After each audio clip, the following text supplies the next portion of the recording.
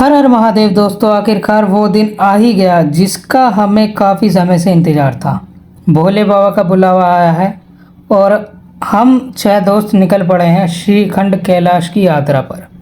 शाम करीब 4:30 बजे हम घर से निकल चुके थे। बैग पैक थे, जोश हाई था और मन में बस एक ही नाम था, महादेव। यहाँ से हम पहले ऑटो में थे। पहले ऑटो वाले ने हमें डासना उतार दिया क्योंकि वो सीधा नहीं जा पाता और हमें फिर और दूर पड़ता, तो उसने दूसरे ऑटो में शिफ्ट कर दिया था हमें। यहाँ तक कि हमारे 6 जनों के 180 रुपीज़ लगे थे, पर बंदा 30 रुपीज़। जो दूसरे वाला ऑटो था उसने अपने चार्ज लगाया था, वो भी आपको आगे पता चल जाएगी कि उसने कितना चार्ज लगाया था। वो हमें सीधा आनंद विहार तक छोड़ता। यहाँ तक की जर्नी थोड़ी लाइट लगी क्योंकि अब दूसरे ऑटो में शिफ्ट होना था और बैग बहुत भारी भारी थे। तो मिलते हैं, बैग वैग शिफ्ट करते हैं और दिखाते हैं कि हम आनंद विहार तक कैसे पहुँचेंगे। चलो। दूसरे में भैया घर में पापा हमारे भी घर में जाए। किसी तरह से भाई ने हमें आनंद विहार तक पहुँचा ही दिया और अब निकालने थे पैसे देने के लिए भाई को। तो जो हमने अकाउंटेंट बना रखा था उसने भाई को पैसे दिए। तो हमारे अकाउंटेंट ने यहाँ पर 6 बंदे के 300 रुपीज़ दिए, मतलब कि 50 रुपीज़। मेरा कैप टेढ़ा कैसा आ रहा? वो भी तो टेढ़ा है यार। साले का खोपड़ी तोड़ साले। तो आप देख सकते हैं कुछ ऐसी ही हंसी मजाक से करते हुए हम जाने वाले हैं, जैसे कि अभी दोस्त ने कुछ कहा था। और वहाँ भी भोलेनाथ का अलग ही खेल चला। ऑटो वाले पहले ज़्यादा पैसे मांग रहे थे, लेकिन आखिरकार बात बनी और हम कश्मीरी गेट के लिए निकल पड़े। यहाँ पर ऑटो वाले 3 बंदे बैठाते हैं शायद पीछे, और एक ऑटो में हम 3 जने थे, दूसरे ऑटो में 3 जने थे। तो यहाँ कर की भी वाइब अलग ही थी।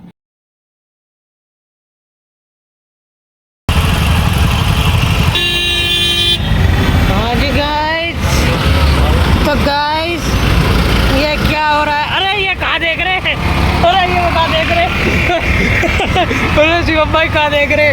ये तो गाइस, मुझे नहीं पता मेरी मंजिल कहाँ तक जाएगी, तो जहाँ तक जाएगी, जहाँ तक हम जाएंगे से लेकर जाऊँ। इनके भरोसे जा रहा हूँ मैं। जो ये मेरे बीच में पतलू बैठा, इस हाथ को हाथ ही नहीं कहूँगा अपने आप। तो गाइस मेरे भी लोग, तू समझा? नहीं, तू समझा नहीं। ऐसे ही हंसी मजाक के साथ हम ऑटो में बैठे हुए थे, जिससे कि थोड़ा माहौल बना रहे, चाहे वो उसमें मैं अपनी क्यों फिल्म बना रहा हूँ, लेकिन कुछ ऐसे पलों से ही थोड़ा माहौल बनेगा और अच्छा लगेगा सबको, व्लॉग देखने में भी और सुनने में भी। और लाइक कमेंट तो आप कर ही देना, क्योंकि फ़ोन की स्टोरेज भी भर रहा हूँ मैं इन व्लॉगों के लिए। लेकिन रास्ते भर हंसी मजाक चलता रहा। किसी को यात्रा की टेंशन थी, किसी को खाने की और किसी को सिर्फ फ़ोटो खिंचवाने की। लेकिन असली झटका तब लगा जब कश्मीरी गेट पहुंचकर पता चलता है कि मेरे बैग की टनी टूट चुकी है, जो कि मेरे कंधे पर आएगी। तो इतना भारी बैग भर लिया था कि बैग ने भी जवाब दे दिया। समझ से पड़ा था, लेकिन कोई बात नहीं। ये अच्छा था कि बाहर ही हमें मोची मिल गया था, मतलब जो बैग वैग या जो चप्पल वप्पल सीलते हैं, तो उनके पास जाकर हम पारी थी उन चीज़ों को ठीक करवाना। तो देख भी रहे हैं कि आप मेरा बैग कितना टाइट आ रहा है, ये मैंने नीचे से पकड़ रखा है। तो उनके पास पहुंच चुके हैं बैग की टनी ठीक करवाने। दोस्त भी मज़े लेने लगे कि अभी तो यात्रा शुरू हुई है और बैग ने पहले ही हार मान ली। देख लीजिए, आप कह रहे हैं कुछ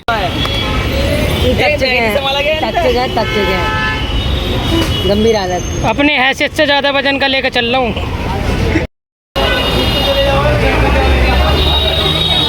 भैया हम अभी प्रैक्टिस कर रहे हैं।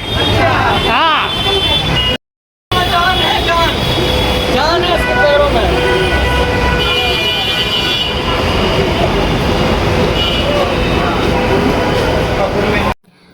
तो भाई लोगों सब एक्सेलरेटर से ऊपर जा रहे थे, लेकिन मैंने जोश के चक्कर में सीढ़ियाँ चुना। तो मेरे दोस्त बोलने लगा कि हाँ भाई चल, तू ट्रैकिंग के लिए तैयार है, तेरे पैरों में जाना है। लेकिन उसे क्या पता था कि इसी पैरों की जाल में मेरी दम निकलने वाला है आगे, जो मेरे पर चला नहीं जाएगा। तो वो भी आपको आगे दिखेगा कि मैं कितना परेशान रहा और कितना मेरा साथ दिया दोस्तों ने। तो इसके बाद हम बस स्टेशन के अंदर पहुँचे।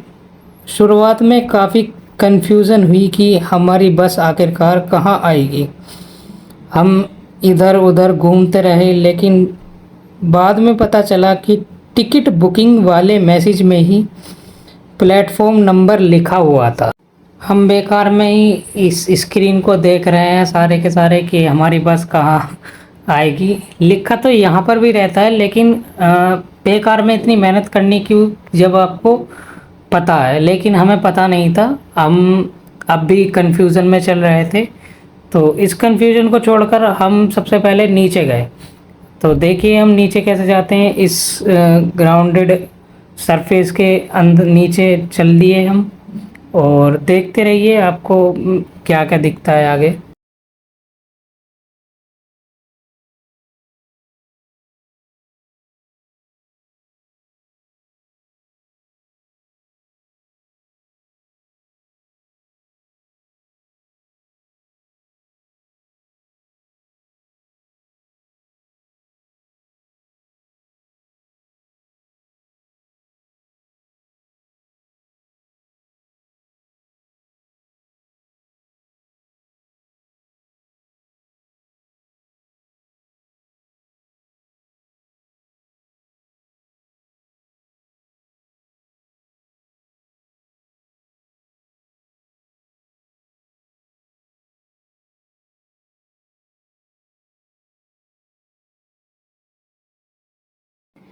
इस गेट को पार करने के बाद यहाँ पर सारे प्लेटफॉर्म लिखे हुए होते हैं और सारी बसेस यहाँ पर आते हैं।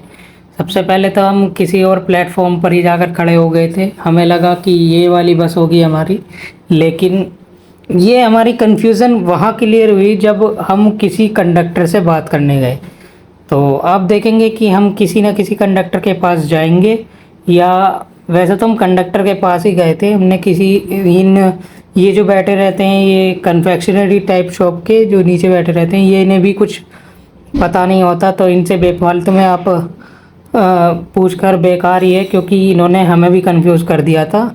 और जो रेगुलर लोकल बंदे होते हैं उनसे तो पूछ सकते हैं आप, वो आपकी हेल्प कर सकते हैं। तो जहाँ पर हम खड़े हुए हैं अब, इन वाले भैया ने बताया था कि आपके मैसेज पर ही आपका प्लेटफॉर्म नंबर या आपके जो बस का नंबर लिखा होता है वो सब लिखा हुआ है।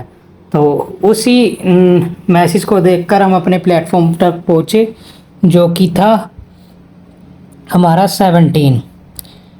हमने जल्दी जल्दी बैग रखे, अपनी सीट संभाली और यात्रा का असली सफ़र शुरू हो गया।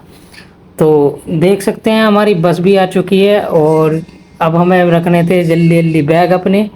तो बैग रखते हैं पहले। फिर यहाँ पर भी कुछ कन्फ्यूज़न हुई कि ये सीट हमारी लेटने के लिए है, तो अब एन्जॉयमेंट होगी, रात को हम अच्छे से लेट जाएंगे। लेकिन फिर कंडक्टर ने सारा मज़ा ख़राब कर दिया। और देख ही सकते हैं कि आपको बस के अंदर ऐसे सीट नंबर दिखेंगे। जो हमारे सीट नंबर थे वो पीछे की सीट वाले ही थे। तो हमने सारे सीट खुशी के चक्कर में हम सोच रहे थे कि हमारा बैग रख चुका है अब, और रात को इन्हीं बैग को हटाकर हम सो जाएंगे इन्हीं पर। लेकिन कंडक्टर साहब ने सारा सपना चकनाचूर कर दिया, किसी के सोने का भी और किसी के लाभ उठाने का भी। अब बारी थी, जो बैग हमने निकाले थे यहाँ पर, उन बैगों को हमने पीछे बस में रख दिया, जहाँ पर बस की बैगों की जगह होती है। और उनको रखने के बाद एक बैग मेरा पास ही रहा आगे। और फिर हमने ली कुछ थंबनेल के लिए पिक्चर, और सब बैठ चुके थे अब बस के अंदर। तो बस चल पड़ी और हम सब बैक बेंचर्स की तरह सबसे पीछे वाली सीट पर जम गए। तो सबसे पहले हमें कुछ जाम दिखाया मैंने आपको, कि देख लीजिए हमारी स्टार्टिंग जाम से ही शुरू हुई। और आधे से ज़्यादा बस में हमारे साथ श्रीखंड कैलाश यात्रा की जर्नी में ज्वाइन थे। मतलब हमारे आगे वाली सीटों पर कुछ जने थे जो कि वहीं जा रहे हैं। इन मस्तियों में मैंने आपको सब चीज़ दिखाई है, ट्रैवलिंग। और देख लीजिए, यहाँ पर मैंने जाते जाते टाइम में ये कॉमन फैक्टर था कि ज़्यादातर टोल ही मिले, जो कि जिन्होंने सिर में दर्द कर दिया क्योंकि रुकती रही बस बस बार बार। अब बस आपको टोल और ये बाहर के नज़ारे देखने को मिलेंगे, तो अगर कुछ आगे होगा तो आपको दिख जाएगा। तो देखते रहिए, ट्रैवलिंग पर्पस का मज़ा लीजिए और बने रहिए।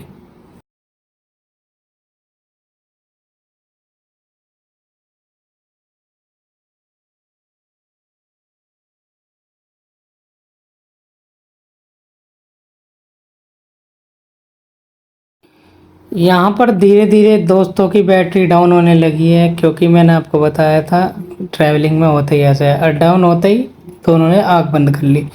उसकी भी क्लिप मैंने उतार ली। ये फिर कहेंगे कि हम कहाँ सोए थे, तो उसके लिए मैंने ये क्लिप निकाल ली। फिर टोल प्लाज़ा, फिर परेशान, फिर सोचते रहे कि कब पहला स्टॉप आएगा। उस सोचने के चक्कर में पहला स्टॉप थोड़ी देर बाद आने ही वाला था। और यहाँ पर इस बस में कुछ लोकल बंदे भी बैठते हैं, तो उन लोकल बंदे से ही बात करते करते हमने अपना समय काटा।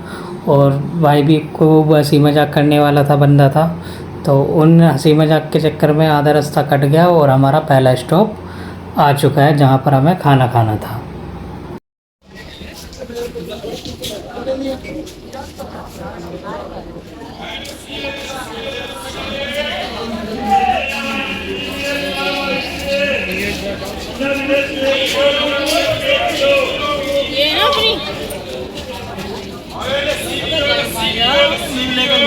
क्या हेलो ब्रो, देख यार खाना लेकर घुमा रहे हैं मेरे को।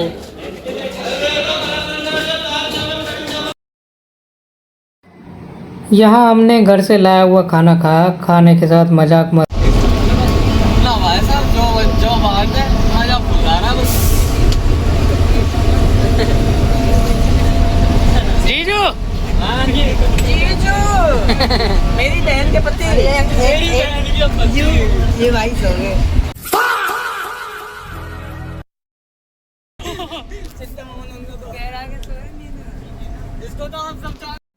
इसके बाद शुरू हुआ लूडो का महासंग्राम। सभी को लग रहा था कि मैं हार जाऊंगा, लेकिन इस बार किस्मत मेरे साथ थी और बाजी मैंने मार ली। मुझे भी उम्मीद नहीं थी कि मैं जीत जाऊंगा, क्योंकि ये दोनों ही ऐसे थे जो कि बात बात में ही घुमा देते थे दिमाग को, और मैं इनसे ज़्यादा हारता था।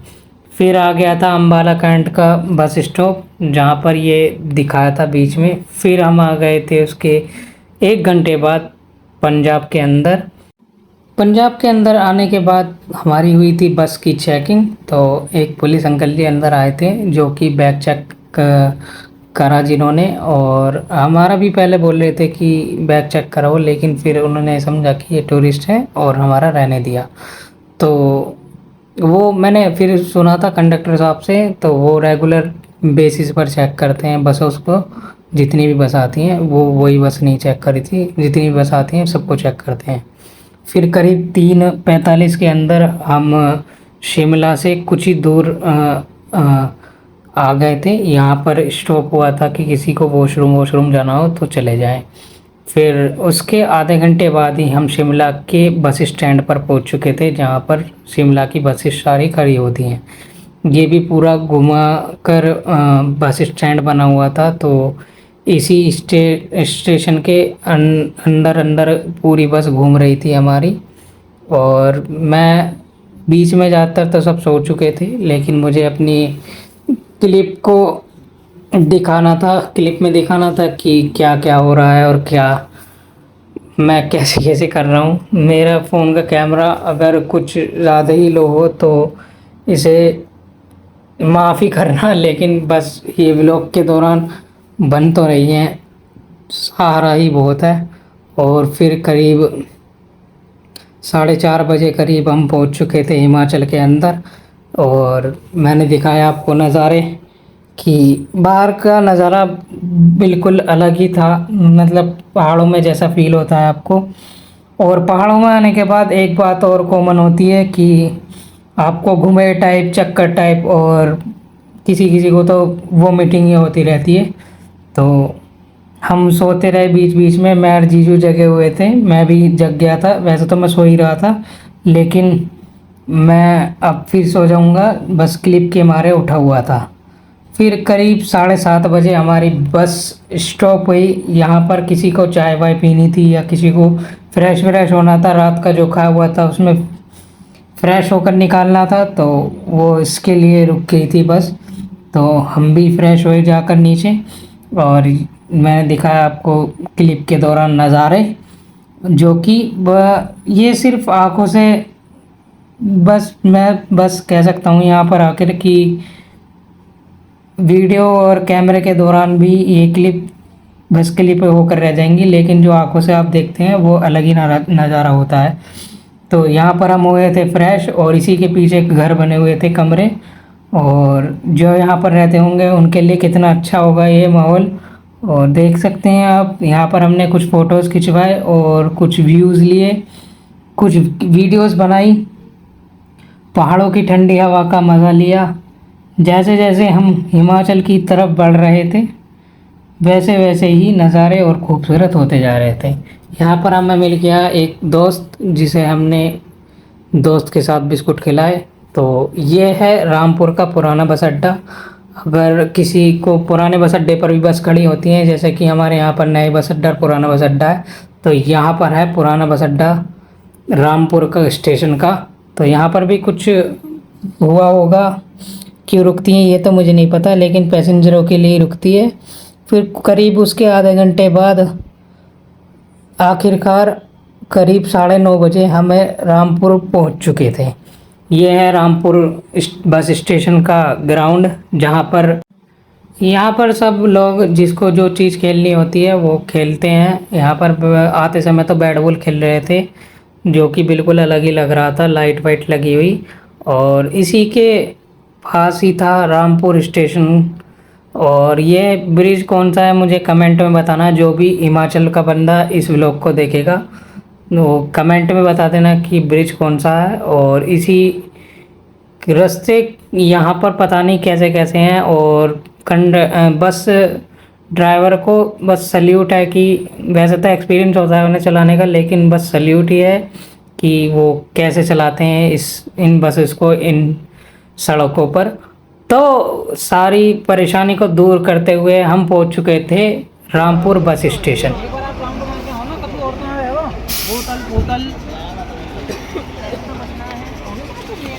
हाँ जी, ये आदमी जो बहुत देर तक सोया। कौन है ये लोग, कहाँ से आते हैं? यहाँ लग के सोने वाला दिन दिख जाएगा तो मैं ब्लॉग में कौन सो रहा हूँ। एक और काम हुआ क्या हुआ? जब भी किसी को देखा उल्टी करते हुए यहाँ पहुंचकर लगा कि असली एडवेंचर अब शुरू होने वाला है। रामपुर का बस स्टैंड, पहाड़ों के बीच का माहौल और आने वाले सफ़र की एक्साइटमेंट, सब कुछ अलग ही महसूस हो रहा था। लेकिन दोस्तों, यह तो सिर्फ शुरुआत है। अपने अगले व्लॉग में हम रामपुर से आगे की यात्रा, गाड़ी बुकिंग, पहाड़ के बीच का सफ़र और श्रीखंड कैलाश की तरफ बढ़ते अपने अलग कदम दिखाएंगे। तो अगर भी इस वीडियो पसंद आए तो लाइक, शेयर, कमेंट सब कर देना। मिलते हैं अगले व्लॉग में, तब तक के लिए हर हर महादेव कमेंट में कर देना।